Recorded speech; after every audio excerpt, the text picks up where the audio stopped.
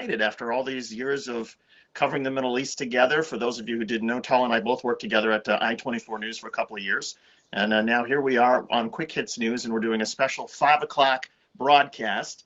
Tal, I sort of had this idea. First of all, tell me, how's your experience with HAPS, which is the platform we're using for this?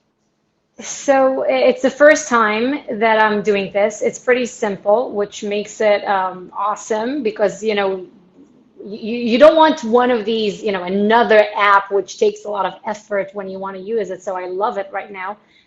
It's simple, and I mean, everyone can do it, and it gets you a good exposure. Absolutely, absolutely. There's quite an audience that HAPS has, particularly some of the various Reddits and some of the other ones that they're linked in, and they're going to start promoting some of this stuff. But let's, Tal, for people who don't know you, you are a veteran correspondent of the Middle East. You were both a sports anchor, news anchor over there. You've lived in Germany. You speak, I don't know, 4 or 5 languages fluently. I don't even know where to begin except to say, well, it's been such a remarkable week in the Middle East. What jumps out to you about the past week? Is it the peace deal? Is it what happened in Lebanon? Is it the continued Israeli bombardment of Gaza and them sending flaming kites? Where do you start? I think we'll start with the peace deal because that's the biggest surprise. Even when you talk about the Lebanon explosion, well, it's a big headline, it's big news, it's terrible, it's a catastrophe, but it's not a surprise in a sense. When you talk about violence on the Israel-Gaza border, okay, there's a new peak, a new deterioration, but nothing comes as a surprise. Even if even the current intensity, what does come as a surprise is the UAE-Israel peace agreement. And well, the timing is not so surprising before the U.S. elections, but the announcement was big. David, I can tell you how it's resonating back home. People Was keep it surprise? I talking. mean, was it a huge surprise to a lot of people? Yes, first the timing, people were still processing the day before that Biden announced that Kamala Harris is going to be the VP. We wake up in the morning and suddenly the president tells the Middle East, hey, wake up, there's peace. I mean, I understand the people trying to downplay it, saying that Israel and the UAE, they don't have a shared border, they weren't at war, you don't see exchange of fire between these two countries. Um, and but it is significant on so many different levels. First, I told you the normalization aspect of it. Israel has peace treaties with Jordan and Egypt, but you don't see normalization of ties. You have what we call cold peace, but what Netanyahu is talking about, and MBZ, we have to call him, the Emirati Crown Prince is talking about, and President Trump is a full normalization of ties. And David, there's a special term for this in Arabic. It's a tatbi'a, and it's the word that you can't use in the region because nobody allegedly wants to openly normalize ties with Israel. But now the momentum has changed. Israel and these Gulf, as you know, these Gulf nations have so much shared interests in common, and it's more important than the differences between them. So there was, for years, you and I both know that there have been these sort of under the radar contacts between Israel and the UAE, and Israelis who might somehow be able to travel to the UAE, but not directly from Israel. Now that it's so much more in the open, what are the first steps? I noticed that now you can make direct phone calls from Israel to the Emirates.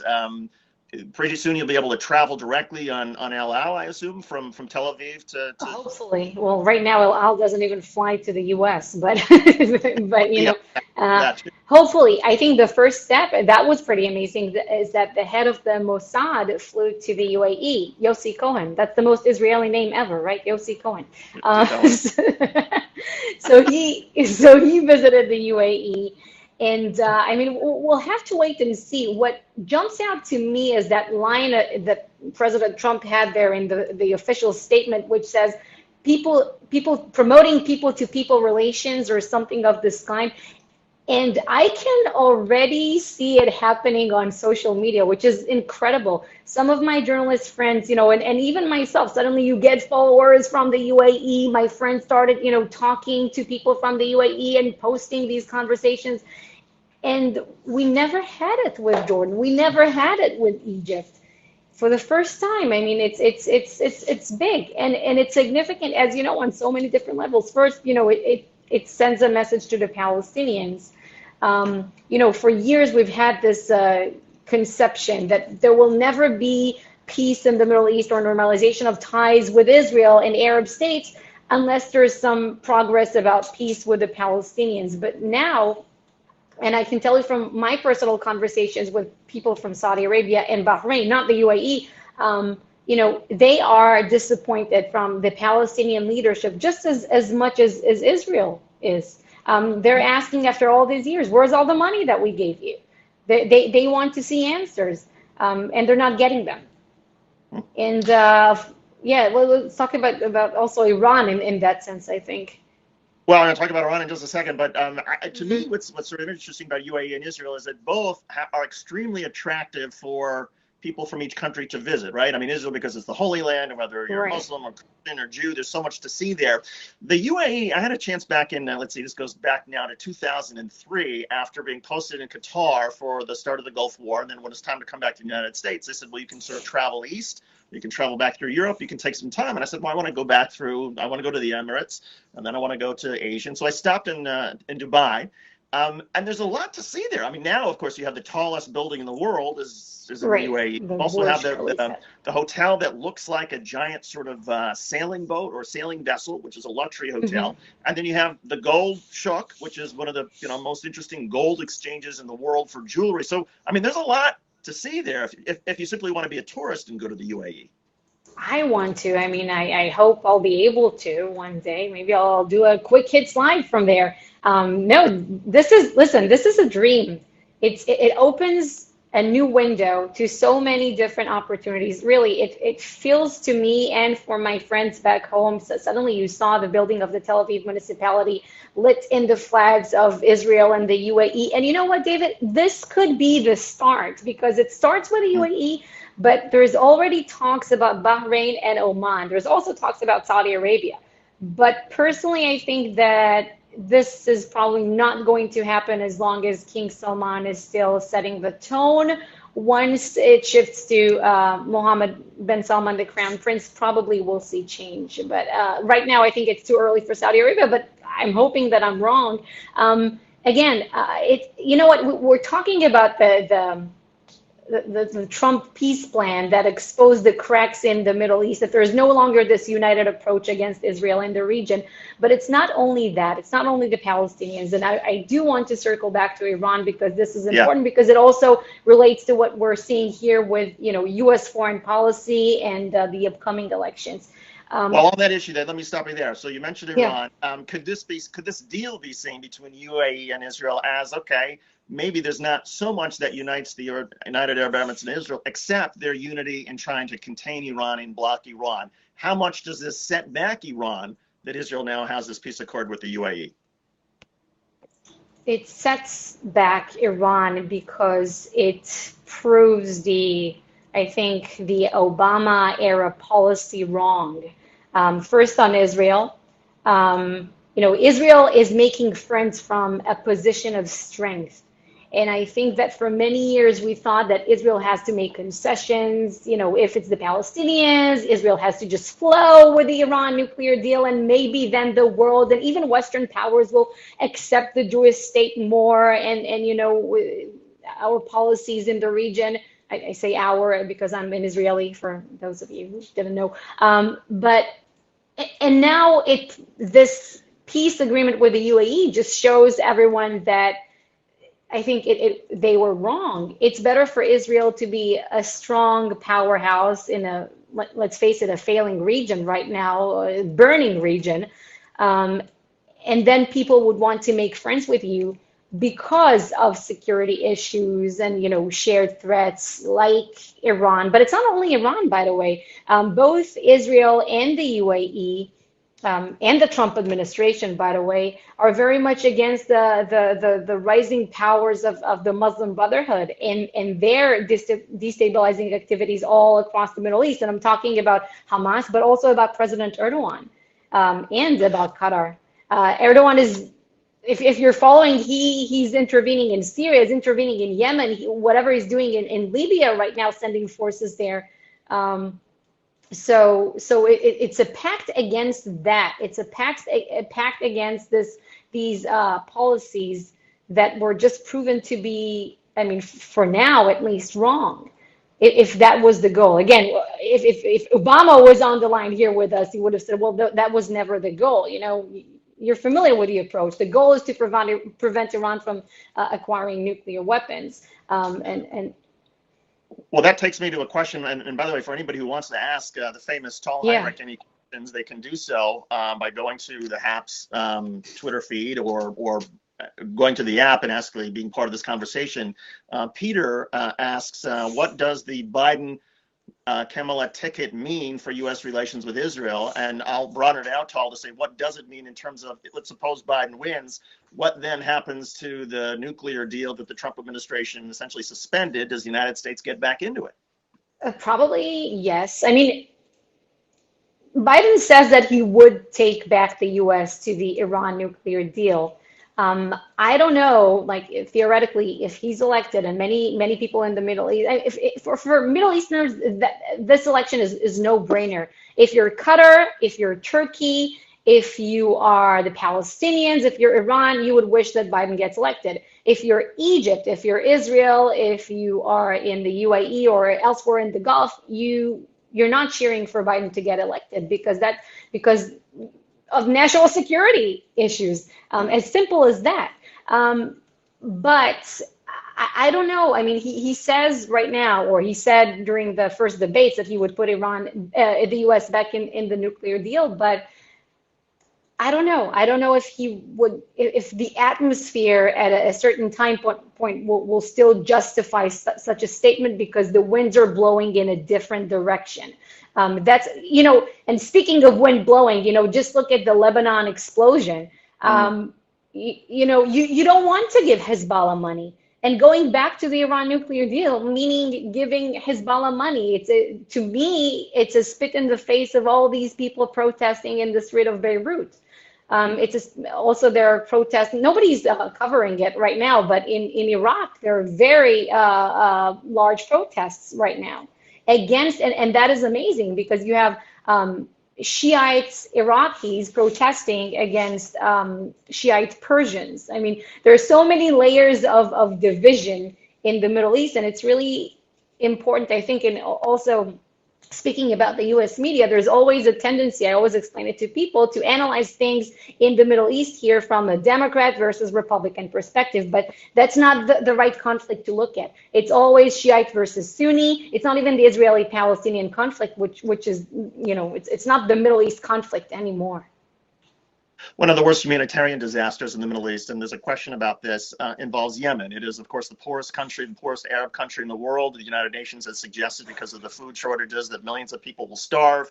It's now being ravaged by COVID-19. And of course, there is this proxy war that goes on in Yemen between essentially a proxy for Saudi Arabia and a proxy group for Iran, with both the Saudis and the Iranians trying to help their sides. Does the Israeli-UAE deal, or could the U.S. election change anything in the Yemen conflict? I don't know, it's a really good question. I mean, the UAE actually changed its parts, if you remember, changed its role. It was part of the Saudi-led coalition in the first place, fighting against the Houthis, and then they withdrew from the coalition. Then they went back, if I'm not wrong. So I'm not sure what's the UAE mood this morning on Yemen, but they are for sure trying, I guess, to do what they can against Iran all around the region. Shaking hands with Israel is also a part of it. But in terms of the famine and the population, Yemen was never a stable country. Yemen went through a civil war. Is it worse now than it was years ago? Probably yes. But it's just, Iran is destabilizing countries all across this region. You see it in Iraq, you see it in Lebanon, you see it in Yemen. Even in Libya, you can see how the Muslim Brotherhood and Iran are trying to make some foothold. We have a question earlier from Mark in California who asked about Benjamin Netanyahu, the Israeli prime minister, or shall we say co-prime minister, I suppose. He seemed to have been backtracking ever since the UAE deal was announced. Tal, what do you make of Netanyahu's both his political position and what it says about him that he feels the need to sort of seem to back away from this pretty quickly, at least change the terms as they're understood.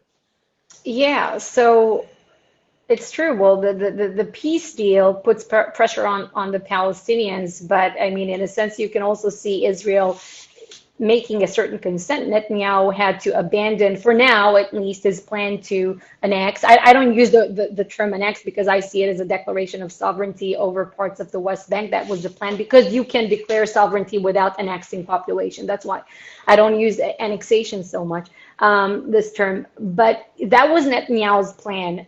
From what I understand, to bring it back to the US a little, there are two different approaches on this. There's the David Friedman approach, who is the US ambassador to Israel, and then there's the Jared Kushner approach.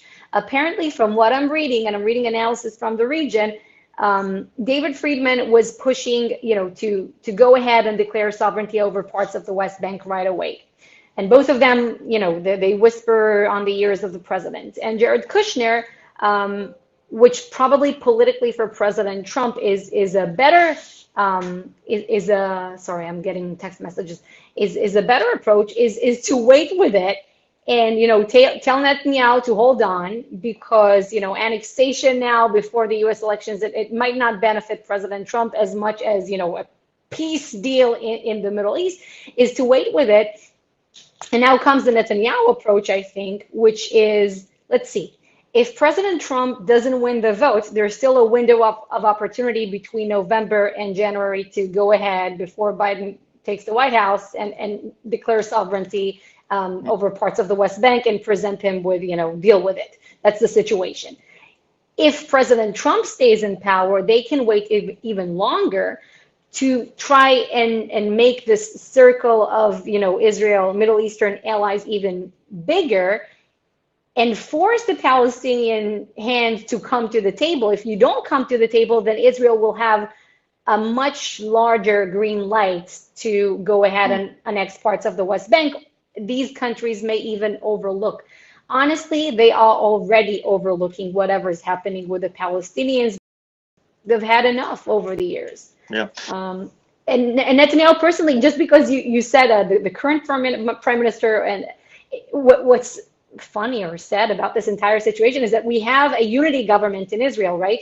But Netanyahu did not inform Benny Gantz, the alternate prime minister, of any of this, apparently, which is, I don't know what's happening there. I'm more focused about US politics these days, so I'm not really oriented with all the small details, but that is a big detail that, you forget to mention. By the way, Prime Minister, we're signing a peace treaty with the UAE. So he didn't inform him about that. He didn't tell him about the US selling F-35 fighter jets to the UAE as part of this agreement. And Benny Gantz is a former general of the IDF. I mean, the chief of staff. So here's for that.